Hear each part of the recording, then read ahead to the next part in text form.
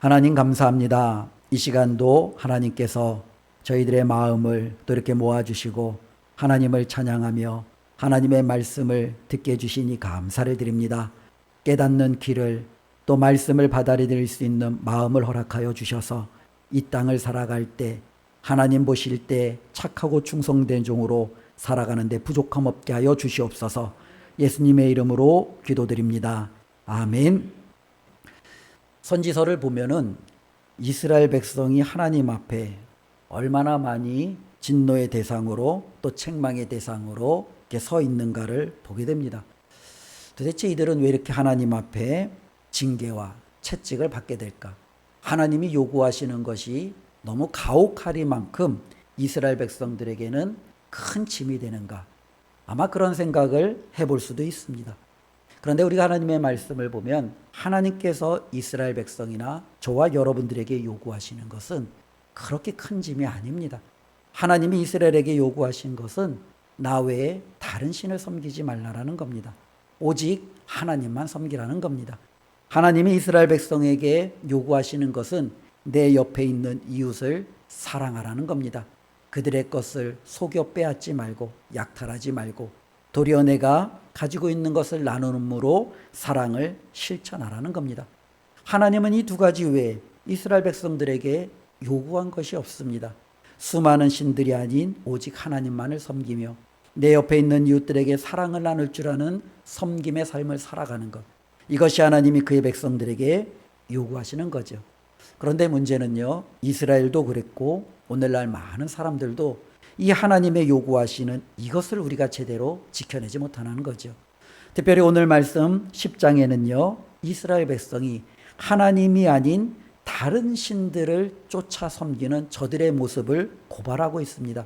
그러면서 하나님이 말씀하시는 것은 너희들이 쫓아 섬기는 그 신이 무엇이냐, 그 신의 정체, 그리고 그 신이 어떠한 결과를 가지고 있는지를 우리에게 적나라하게 보여주고 있죠. 이스라엘 백성들이 하나님을 버리고 그들이 취한 신들은요, 우상이라는 어쩌면 여러 가지 형태로 저들이 섬기는 하나의 신이 되었습니다.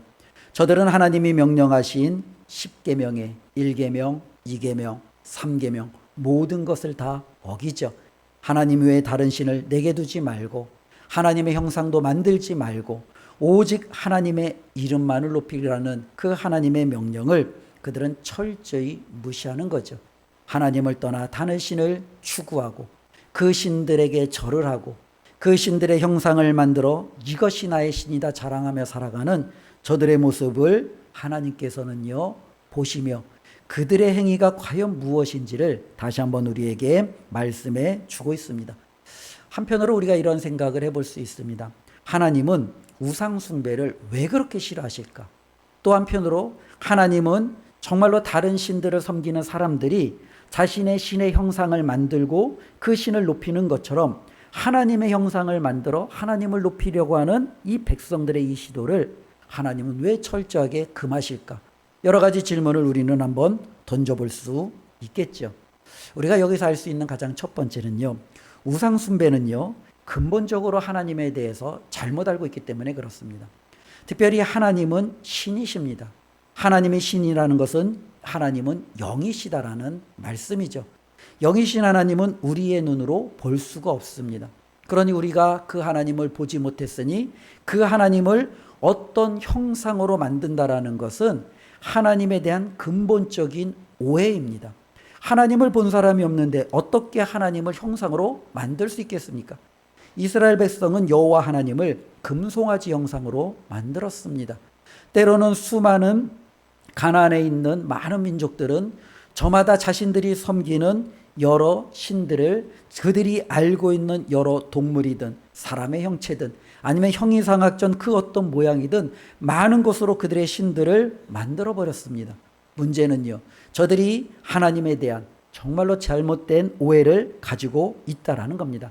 하나님은 영이십니다. 그러니 그 영이신 하나님을 어떤 형태로든 형상으로든 우리가 만든다라는 것은요, 하나님을 제대로 모르는 것임을 분명히 드러나고 있음을 우리는 깨닫고 하나님이 말씀하신 하나님에 대한 그 어떤 형상, 그리고 이 땅에 존재하는 그 어떤 것이도 만들어 놓고 이것이 나의 하나님이다라고 말하는 하나님에 대한 잘못된 신앙을 하나님께서는 금하고 있음을 우리는 깨닫습니다. 또 한편으로 우상숭배라는 것은요, 우리의 어떻게 보면은요, 오만, 교만을 드러내고 있죠. 문제는 이것입니다. 하나님은 창조주 하나님이십니다. 그리고 하나님은 모든 피조 세계를 만드셨습니다. 질서는 분명합니다. 하나님과 하나님이 만드신 피조물입니다. 그런데 하나님께서 이 질서 가운데 하나의 중간을 두셨죠. 그 중간이 누구냐면 사람이에요.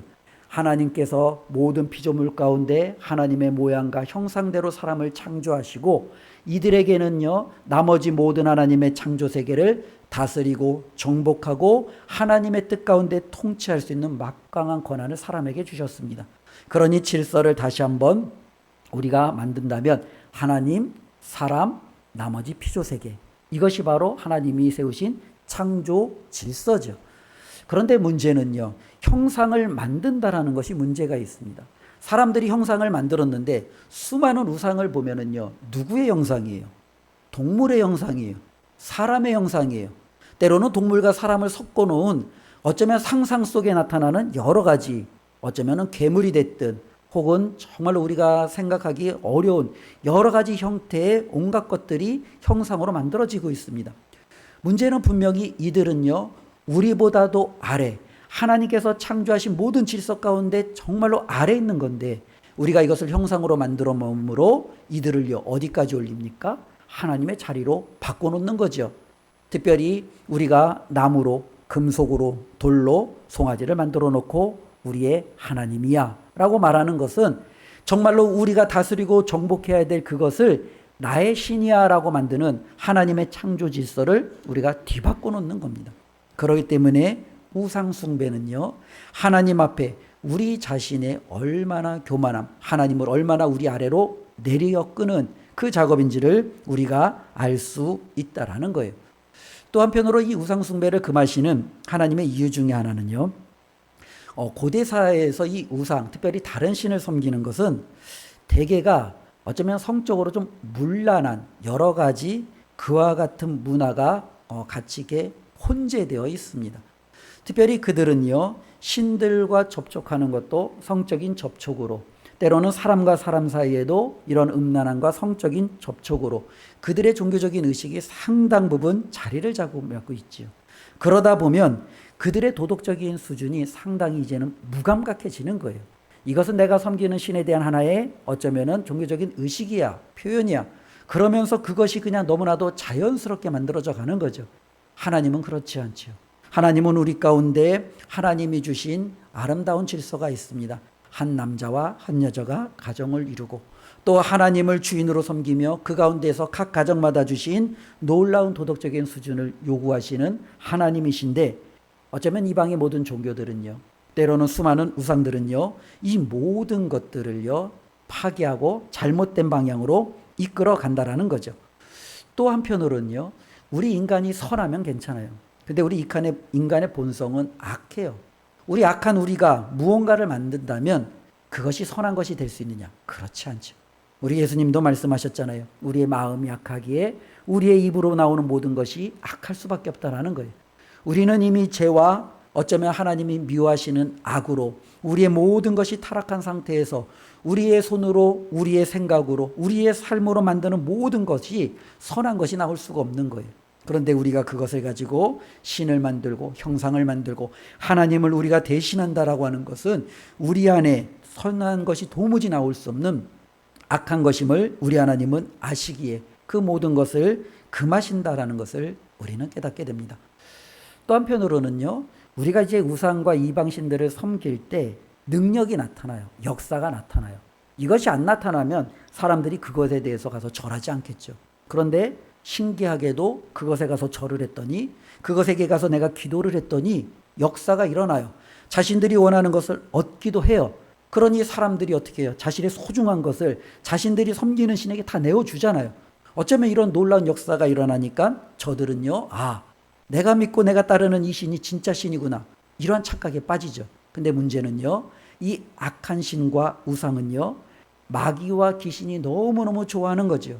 어쩌면은 마귀와 귀신은 우리가 우상과 이런 형상들에 어쩌면 추구하는 그 삶에 이 우상과 형상들을 매개체로 사용하는 거죠. 그걸 통해서 잠깐의 어쩌면 그들의 능력을 보여주는 겁니다. 그로 말미암아 하나님이 아닌 그것에 더욱더 우리의 마음과 우리의 모든 것이 현혹되어지도록 마귀는 그렇게 우리를 파멸로 몰고 가는 것을 우리는 볼 수 있습니다. 그렇기 때문에 하나님이 아닌 다른 것으로 말미암아 초자연적인 역사가 일어났을 때 정말로 그 신이 진짜 존재하는구나. 그게 아니라 마귀가 역사하는구나. 귀신이 역사하는구나. 마귀와 귀신이 그것을 가지고 우리를 혼란케 하는구나. 이러한 은혜를 우리가 먼저 분별해낼 줄 아는 지혜를 가져야 될 줄로 믿습니다. 특별히 예전에 한국교회가 이런 부분들에 참 많이 무지했어요. 한국교회 예전에 보면은 이렇게 많은 부흥의 사경회 동안에 여러 가지 능력들이 많이 나타납니다. 이런 많은 능력들을 나타나면서 특별히 병고침에 이런 많은 기적들이 나타나잖아요. 그래서 어떠한 부흥회를 갔더니 사경회를 갔더니 누가 안수했더니 정말로 병이 나았다. 그러면서 이제 많은 이제 한국교회 부흥도 일어나기도 했지만 그로 말미암아 엄청난 한국교회 폐단도 일어났죠. 그로 말미암아 얼마나 많은 이단들이 교주들이 한국교회에 득세하게 됩니까? 그리고 그들로 말미암아 한국 사회의 기독교가 얼마나 비인격적으로 얼마나 잘못된 방향으로 많은 사람들에게 오도되고 또 잘못된 인정을 받게 됐는지 우리는 그와 같은 것들을 알아야 됩니다. 귀신들은 분명히 그와 같은 것을 통해서 분명히 자신들의 초자연적인 능력을 보일 수 있어요.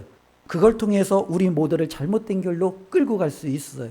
그러니 우리는 그 모든 부분에 분명한 어떻게 보면은 지혜를 가지고 분별해낼 줄 알아야 돼요. 하나님이 아닌 그 어떠한 것에서도 우리가 기대하는 것을 얻으려고 하지 않는 그러한 믿음이 우리 가운데 있어야 된다라고 말하고 있죠. 결론적으로 얘기하면은 하나님께서 우상 숭배를 그렇게도 미워하시는 이유는 우리가 우상을 섬기면 섬길수록 하나님으로부터는 점점 멀어지기 때문에 그래요. 우리가 우상을 가까이 하면 가까이 할수록 하나님은 그만큼 우리에게 파악할 수 없는 너무나도 먼 존재로 이끌어가기 때문에 그렇습니다. 그러니 우리는 결코 이 우상을 섬기지 말아야 된다라는 거죠. 그러면 문제는요, 이 우상이라는 것이 오늘 말씀에 보면 사람이 손으로 만든 분명한 형체가 있잖아요. 그런데 오늘날에는요, 이렇게 꼭 우리가 손으로 만든 우상과 형상을 많은 사람들이 가져다가 섬기지는 않잖아요.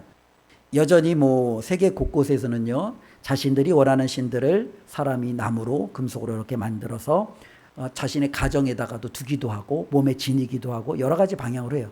그러나 우리 그리스도인들은요, 분명히 이것이 죄라는 것을 알기에 우리는 형상으로 만들어 이게 나의 하나님이야, 너의 하나님 보여봐, 이런 식으로 우리의 믿음을 우리가 그렇게 드러내지는 않습니다. 그러면 우리는 우상 숭배로부터 자유로우냐? 그렇지 않죠. 신약에 보면 우리 예수님께서 또 사도들을 통해서 우리에게 주신 말씀, 이 우상은요, 구약에는 이러한 형태로, 신약에는 이러한 형태로, 그리고 현대에는 이러한 형태로 다양하게 나타날 수 있다라는 거예요. 특별히 신약 성경에는요, 탐심은 우상 숭배다 라고 바울이 하나님의 말씀을 증거해 주므로 우리 안에 있는 욕심, 우리 안에 하나님을 떠난 잘못된 그릇된 욕망, 이것이 바로 우상 숭배임을 분명히 하고 있죠. 또 한편으로는요, 음행하는 자, 그리고 성경은 뭐라고 하냐면 곧 우상 숭배하는 자라고 말합니다. 우리 안에 있는 잘못된 어쩌면 성적인 그런 음행과 때로는 여러 가지 잘못된 그런 비도덕적인 삶의 모습은 우상 숭배하는 것과 전혀 다를 바가 없다라는 거예요. 오늘날에는 많은 부분들이 물질이 하나님을 대신하잖아요. 그러면 당연히 이 돈이 어쩌면은 우리에게는요, 우상이 되죠. 그럼 이 돈이 형상으로 만들어집니까? 만들어지겠지요. 이것은 부동산이라는 형태로, 통장의 잔고라는 형태로, 때로는 내 노후를 책임지는 그 어떠한 형태로 우리가 그것을 하나님보다 더 높이면 그것이 바로 우상이 되는 거죠. 그 숫자가 바로 형상이 되는 거죠. 숫자가 늘어나면 늘어날수록 내 마음이 편해지고 내가 기쁨을 얻고 하나님 없어도 내가 정말로 잘 살 수 있을 것 같다라는 그런 확신이 들면 그게 바로 우상이 될 수 있다라는 겁니다. 하나님은 이것을 우리에게 지적해 주시면서 다시 한번 10절과 16절까지의 말씀을 통해서 우상이 무엇인지 우리에게 가르쳐 주고 있습니다. 우리가 이 우상을 다시 한번 잘 분별해내요. 하나님 앞에 하나님이 아닌 다른 것이 내 마음을 정말로 이렇게 차지하고 있다면 철저하게 끊어내고 하나님을 모시고 그 하나님을 중심으로 살아가는 우리 모두가 되기를 주님의 이름으로 부탁을 드립니다. 특별히 그러면은 우상이 뭐냐? 우리 3절 한번 볼까요? 여러 나라의 풍습은 헛된 것이니 살림에서 벤 나무요 기술공에 두 손이 도끼로 만든 것이라. 사람들은요 우상을 굉장히 거대하게 보잖아요. 어마어마한 불상을 우리 한국에는 뭐 여러 가지 곳곳에 가면 볼 수 있잖아요. 이 절에 가면은 좀 무서워요 저는요. 예. 그 그림과 그런 어떤 형상들이 너무너무 있어서 저들이 귀신을 쫓아내는 게 아니라 나를 공격할 것 같은 이제 그런 어떤 두려움들도 종종 느끼긴 하는데요. 근데 우상은 뭐냐면 이런 것들에 대해서 우리가 두려움을 느낄 필요가 없어요. 왜냐하면 그 모든 것이 실제하는 게 아니라 바로 뭐예요? 사람이 만든 거예요. 사람이 돌을 갖다가 조각하거나 사람이 붓을 가지고 연필을 가지고 그리거나 혹은 사람이 칼을 가지고 잘라서 다듬어서 만든 것에 불과해요. 거기에다가 은을 입히고 금을 입히고 때로는 여러 가지 금속을 통해서 그냥 아름답게 만든 것에 불과해요. 즉 우상이 높고 우상을 상징하는 그 신이 높냐 아니면 사람이 높냐? 당연히 이것을 만든 사람이 높을 수밖에 없어요. 근데 많은 사람들은 왜 사람이 만든 그 우상에게 자신의 모든 삶을 맡기냐라는 거죠. 이게 우상이 어떻게 보면은 굉장히 비현실적인 모습이라는 겁니다. 5절 말씀을 보면은요. 예레미야는 그 우상을 다음과 같이 설명합니다. 그것이 둥근 기둥 같아서 말도 못하며 걸어다니지도 못하므로 사람이 메어야 하느니라. 예, 이것이 우상의 본질이에요. 그것은요 말도 못해요. 걸어다니지도 못해요. 그래서 우상이 여기 딱 서 있는데 이 우상이 저기로 옮겨져야 돼요. 그럼 어떻게 해야 돼요? 사람이 메어다가 옮겨야 된다는 거예요. 계속적으로 보면 그것이 그들에게 화를 주거나 복을 주지 못하나니, 그치요? 말도 못하고 걷지도 못하는데 어떻게 그 우상이 우리에게 복을 줄 수 있어요? 어떻게 그 우상이 우리를 저주하고 화를 줄 수 있어요? 말도 안 되죠. 이게 바로 우상의 본질이라는 겁니다. 그런데 신기한 게도 많은 사람들은 그렇게 생각하지 않는다라는 거예요. 그것에 붙잡혀서 오히려 그것을 더욱더 섬기며 살아가는 저들의 모습을 우리는 볼 수 있습니다. 우상의 문제점은요 여기에 있다라는 거예요. 처음에는 내가 만들어서 그것을 섬기고 내가 복받아야지, 어쩌면은 그렇게 자신의 주도권이 있는 것 같은데 조금의 시간이 지나면 그 우상이 그 사람을 지배하고 그 우상이 아니면 이 사람은 아무것도 할 수 없는 우상의 완전히 메인자가 된다라는 거예요. 말하지도 걷지도 나에게 복을 주지도 못하는 그 우상에게 나의 돈을, 나의 인생을, 심지어는 내 자녀까지도 정말로 이렇게 내던지며 드리는 이 이스라엘의 어리석은 모습을 바라보며 예레미야는요 저들의 연약함이 얼마나 크게 달했는지를 우리에게 말씀해주고 있습니다. 그러면 한번 고민해 봐야죠. 이것이 우상의 본질인데 왜 사람들은 이렇게 어리석은 행동을 하는가라는 거예요. 오늘 2절 말씀 우리 다 같이 한번 읽어보겠습니다. 여호와께서 이와 같이 말씀하시되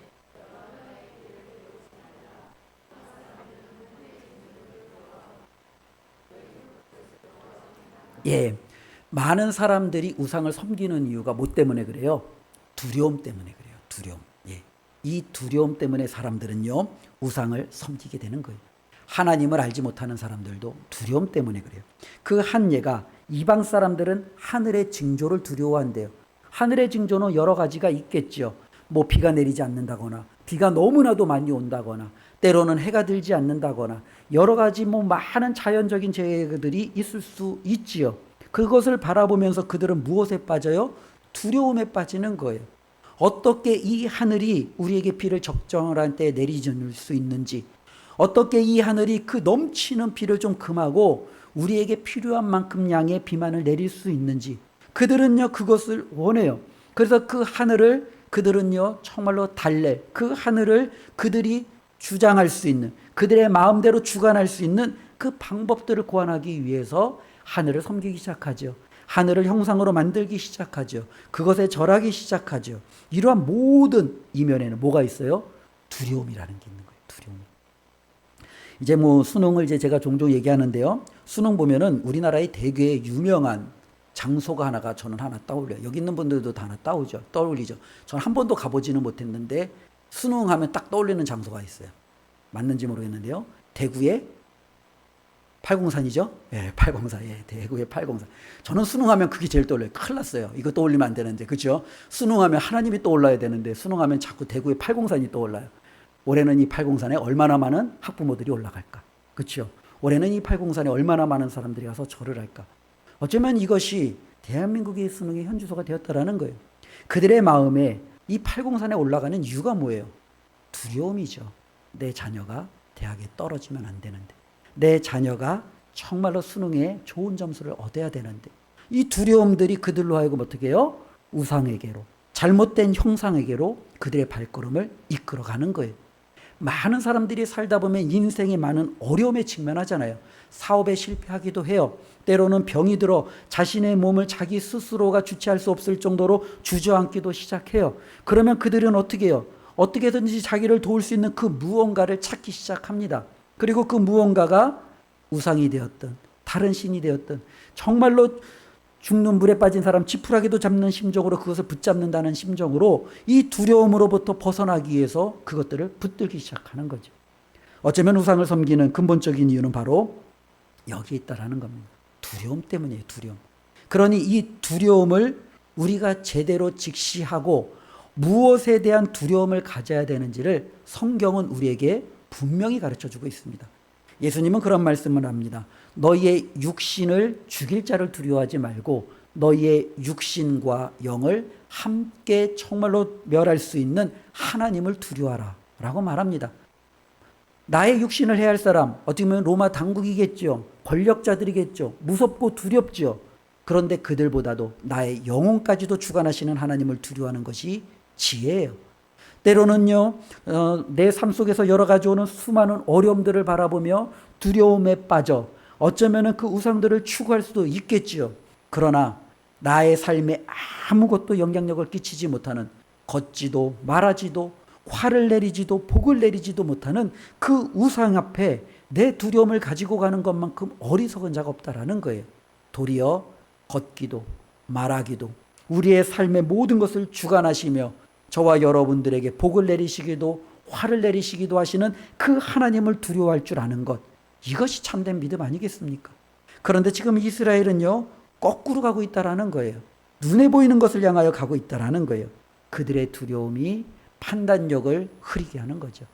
우리도 살다 보면 두려울 때 이 판단력이 흐려지는 경우가 굉장히 많습니다. 평상시에는 참 똑똑하고 지혜로운 것 같은 사람이 위기의 때 그 지혜와 판단력이 다 사라져요. 왜 그렇게 판단했는지, 왜 그 길로 걸어갔는지 아무도 몰라요. 왜 그랬는지 몰라요. 우리는 지금부터 준비해야 되죠. 하나님, 위기가 와도 내 삶의 어려움이 와도 저의 지혜와 판단력이 흐려지지 않아 하나님 앞에서 제대로 된 판단을 할 수 있도록 하나님, 제가 상황에 사로잡히지 않도록 저를 붙들어 주십시오. 이와 같은 기도가 우리의 기도가 되어야 될 줄로 믿습니다. 또 한편으로는요, 14절 말씀 보면은요, 그들이 우상을 섬기는 이유가 여기에 있죠. 14절, 사람마다 어리석고 무식하도다. 이것 때문에 그래요. 무식하기 때문에 그래요. 이 무식하다라는 표현이 좀 거센 표현이기도 하긴 하지만 아는 것이 없기 때문에 그래요. 모르니까 우상을 섬기는 거예요. 야, 너가 만든 그 우상, 네가 손으로 만든 거잖아. 야, 네가 손으로 만들어 놓고 네가 거기다 절해? 네가 거기다 기도해? 야, 너 바보 아니야? 아는 사람은 그렇게 반응하죠. 모르는 사람은요, 야, 그 신이 진짜 그래? 나도 기도하면 들어줄까? 같이 나아가는 거예요. 모르니까요. 그렇기 때문에 우리의 신앙 속에서 우리가 아는 것이 너무너무 중요해요. 우상에 대해서도 형상에 대해서도 우리가 잘 알아야 돼요. 그리고 그거의 대척점에 있는 하나님에 대해서도 저와 여러분들이 잘 알아야 돼요. 우리가 알아야 우리가 지혜로운 판단을 할 수 있다라는 거예요. 우리가 하나님을 모르니까 우상을 섬기는 거예요. 우상을 모르니까 우리가 우상에게 더욱더 다가가는 거예요. 성경은 그래서 우리에게 말하잖아요. 여호와를 알라. 힘써 여호와를 알라. 하나님을 알면요, 저와 여러분들이 결코 우상으로 다른 박질할 수가 없다라는 거예요. 하나님이 여기 계시는데 내가 미쳤다고 내가 그 말도 못하는 허수아비 같은 그 우상에게 달려가, 야, 이런 나는 비현실적인 잘못된 행동은 안 하지 않을 거야. 내가 아는 하나님이 계시기에 그 하나님을 향하여 나아갈 수 있다라는 겁니다. 특별히 저들은요, 하나님에 대해서 아는 것이 무엇보다도 필요한데 오늘 12절부터 16절까지 보면 우상과 달리 하나님이 어떠한 분이신지 우리에게 말씀해 주고 있어요. 11절까지의 우상은요, 사람이 나무와 돌을 가져다가 손으로 깎아 만든, 말도 못하고 걷지도 못하고 화도 주지 못하는 그것에 불과해요. 어쩌면 장식품에 불과할 수 있죠. 그런데 12절부터 16절에 하나님은요, 전혀 달라요. 하나님은 어떤 분이세요? 세상을 창조하신 분이세요. 하나님은 어떠한 분이세요? 지금도 세상을 자신의 지혜로 운행하시는 분이세요. 하나님은요, 정말로 말씀으로 비를 내리게 하시기도 하고 말씀으로 비를 그치게도 하시는 하나님이세요. 정말로 이와 같은 하나님을 안다면 저와 여러분들이 결코 우상을 향하여 달려가지 않아도 되겠죠. 무식하고 어리석은 사람이 하나님을 떠나 우상을 섬기는 겁니다. 세상 사람들은요, 반대로 말하죠. 무식하고 어리석으니까 하나님을 믿지, 하나님을 따르지. 그러나 하나님은 말씀합니다. 반대라는 거예요. 무식하고 어리석기 때문에 하나님을 떠나는 거예요. 하나님이 없다라고 말하는 거예요. 하나님을 부인하며 살아가는 거예요. 정말로 지혜와 참된 알미 있는 사람은 결코 하나님을 모른 척할 수가 없다라는 거예요. 그 하나님이 있다라는 것을 알기, 그 하나님 앞에 자신의 모든 삶을 정말로 맞추어서 살아갈 수밖에 없음을 우리에게 말씀해 주고 있다라는 겁니다. 오늘 예레미야가 유대인들을 바라보면서 저들의 연약함을 이렇게 꾸짖습니다. 이 꾸짖음이 우리의 삶 속에 하나의 귀한 등불이 되었으면 좋겠습니다. 이 땅을 살아갈 때 우리도 하나님 말고 정말로 견눈, 때로는 딴 길로 가고 싶은 욕구가 얼마나 많아요. 우리도 항상 선택에 직면하잖아요. 하나님을 선택할지, 믿음을 선택할지, 세상을 선택할지, 내가 원하는 것을 선택할지 너무너무 힘들 때가 많이 있잖아요. 그때 저와 여러분들에게 하나님이 주시는 지혜가 있기를 주님의 이름으로 축원을 드립니다. 정말로 말 못하는 우상을 섬기는 어리석음이 아니라 창조주시며 온 세상을 다스리시는 그 하나님을 섬기기로 선택할 줄 아는 지혜, 분별력, 그것이 있을 때 우리는 제대로 된 믿음으로 승리하며 살아갈 수 있을 줄로 믿습니다. 또 한편으로는요, 하나님을 두려워할 줄 아는 믿음을 갖는 거예요. 많은 사람들은요, 상황을 두려워해요. 환경을 두려워해요. 나에게 일어난 일을 두려워하는 거예요. 그러니 이것을 해결하기 위해서 무언가 자신이 할 수밖에 없는 거예요. 그 중에 우상도 섬기고 이방신도 움켜쥐는 거예요. 그러나 하나님을 두려워하는 사람은 반대로 하겠죠. 내 삶에 어려움이 왔어요. 하나님을 두려워할 줄 아는 사람은 어떻게 합니까? 하나님 앞에 그 모든 것을 가지고 그 하나님 앞에 묻는 거예요. 그 하나님 앞에 맡기는 거예요. 내 삶을 주관하시는 하나님 앞에 이것을 정말로 올려드리는 거예요. 하나님이 세상을 창조하셨다면 내 삶도 창조하실 수 있지. 하나님이 지금도 세상을 통치하고 다스리신다면 하나님이 나의 이 어려운 삶도 지금도 다스리시고 통치하실 수 있지. 하나님께서 정말로 모든 것을 그분의 뜻대로 비도 내리기도 하시고 멈추게도 하신다면 내 삶의 불행과 재난을 멈추게도 하시고 하나님의 뜻 가운데서 정말로 하나님이 원하시는 방향으로 이끄실 수 있지. 이것을 알기에 그 하나님을 두려워함으로 살아계신 하나님을 향하여 나아가는 사람이 될 줄로 믿습니다. 오늘 이 말씀을 기억하며 어리석은 이스라엘 백성이 아니라 지혜롭고 하나님을 두려워할 줄 알아 이 땅에서 믿음으로 승리하며 살아가는 우리 영광의 모든 가족이 되시기를 예수님의 이름으로 축원드립니다. 기도하겠습니다.